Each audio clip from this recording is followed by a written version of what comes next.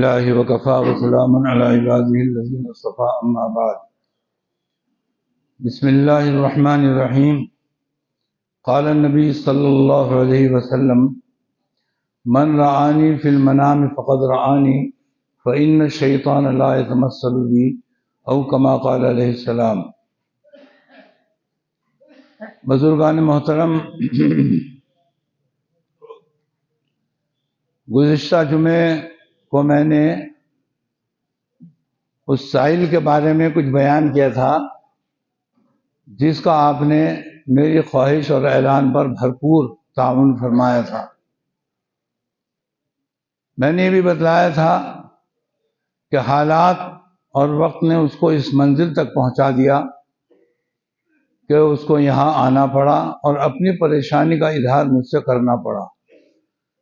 لیکن وہ اتنے بڑے باپ کا بیٹا ہے کہ شاید ہندوستان میں ان سے اچھا فن خواب کی تعبیر بتانے کا شاید کسی دوسرے کے پاس نہ ہو.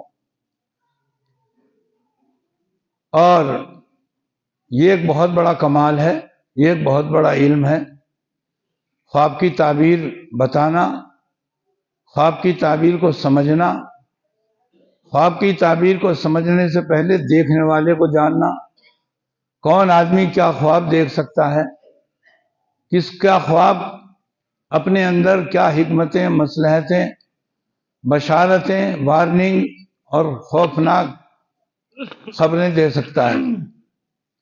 یہ سب چیزیں خواب کے دیکھنے والے کے اوپر بھی منحصر ہوتی ہیں. کچھ لوگ کہتے ہیں خواب کوئی چیز نہیں، بلکہ خواب و خیال ہے. لیکن قرآن کہتا ہے نہیں، خواب کی حقیقت ہے، خواب سچے بھی ہوتے ہیں. قرآن پاک میں سورہ صافات میں اللہ تعالیٰ نے ارشاد فرمایا حضرت ابراہیم علیہ السلام کو: قد صدقت الرؤیا، تو نے اپنا خواب سچا کر دکھلایا. اس کا مطلب یہ خواب سچے بھی ہوتے ہیں اور خواب وارننگ بھی ہوتے ہیں، اور خواب پیٹ کی گڑبڑی اور خرابی کی وجہ سے بھی نظر آتے ہیں اب خارات جب اوپر کو چڑھتے ہیں.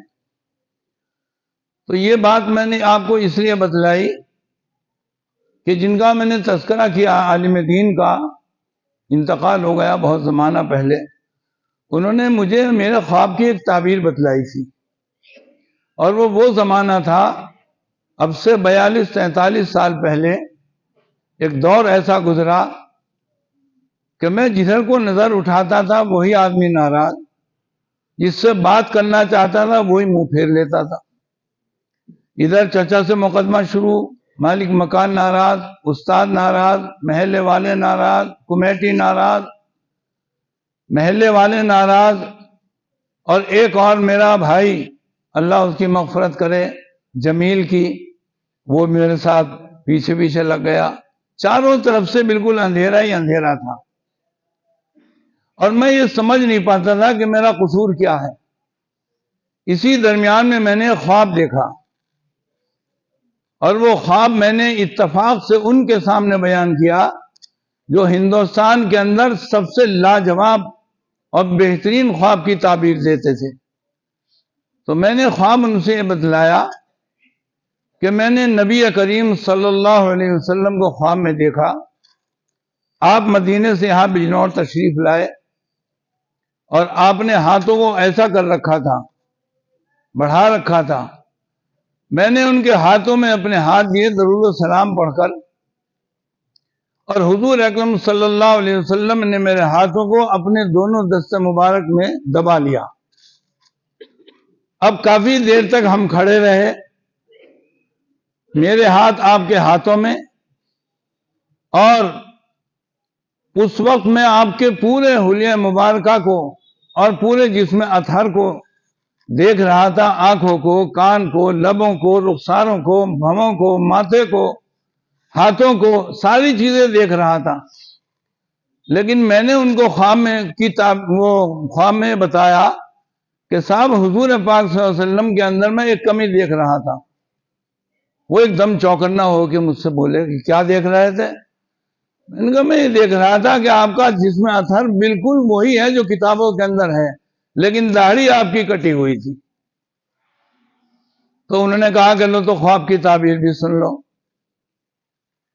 میں نے بتایا، میں بھی ہوشیار ہو کے بیٹھا کہ دیکھو کیا حکم ہوتا ہے، کیونکہ اللہ کا جو رسول وہاں سے آیا بجنور اور یہاں آ کر کے مجھے سعادت ملی، دیکھتے ہیں کیا تعبیر ہوتی ہے خواب کی.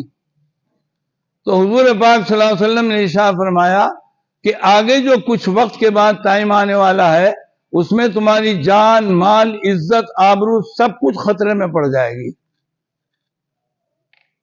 ہر چیز خطرے میں پڑ جائے گی، اور بہت ممکن، بہت قریب ہوتا کہ تم برباد ہو جاتے ہیں. ہر شخص تمہارے خلاف ہو جاتا، ہر شخص تمہیں نقصان پہنچانے کی دن رات کوشش کرتا. تو میں نے کہا صاحب یہ تو بڑا پریشانی کا خواب دیکھا میں نے. کہنے کا پورا مطلب سنو. تو میں نے کہا صاحب اور بتلائیے کہ یہ بات میری آج یاد رکھنا زندگی میں، چونکہ حضور پاک صلی اللہ علیہ وسلم نے تمہارے ہاتھوں کو اپنے ہاتھ میں دبا لیا ہے تو زندگی کے آخری سانس تک تمہاری حفاظت ہو گئی. اب تمہیں کوئی نقصان نہیں پہنچے گا. کوئی کسی کا ہاتھ تھام لیتا ہے، کوئی کسی کا ہاتھ تھام لیتا ہے، کوئی پولیس والا ہاتھ تھام لے، کوئی ڈی ایم ہاتھ تھام لے، کوئی ایس پی ہاتھ تھام لے، کوئی ڈاکٹر ہاتھ تھام لے، لیکن ان سارے ہاتھوں کے اندر سب سے زیادہ طاقتور ہاتھ نبی اکرم صلی اللہ علیہ وسلم کا ہے. انہوں نے جب تمہارے ہاتھ اپنے ہاتھوں میں دبا لیے تو پھر اب کیا پریشانی ہے؟ تمہیں کوئی کچھ بھی کرتا رہو، تمہیں کوئی نقصان نہیں پہنچے گا. اس خواب کو دیکھے ہوئے کتنا عرصہ ہو گیا بھائی؟ 43 سال.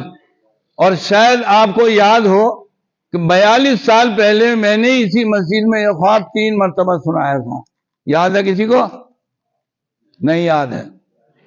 یاد ہے؟